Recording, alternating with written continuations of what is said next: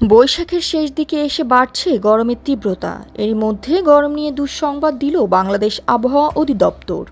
শুক্রবার তাপপ্রবাহ নিয়ে এক সতর্ক বার্তায় আবহাওয়া অফিস বলেছে, দেশের উপর দিয়ে চলমান মৃদু থেকে মাঝারি তাপপ্রবাহ অব্যাহত থাকতে পারে এবং আজ দুপুর 2টা থেকে পরবর্তী 72 ঘন্টার মধ্যে কোথাও কোথাও তা তীব্র তাপপ্রবাহ আকারে বিরাজ করতে পারে।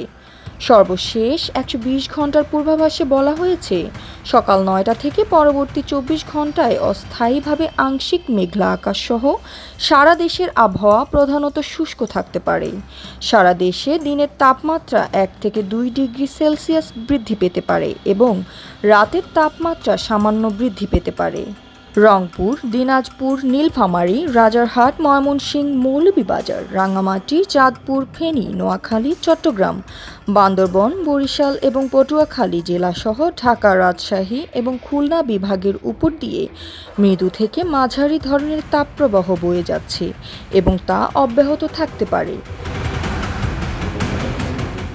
আর এ জ্যোতি, দৃষ্টি 24।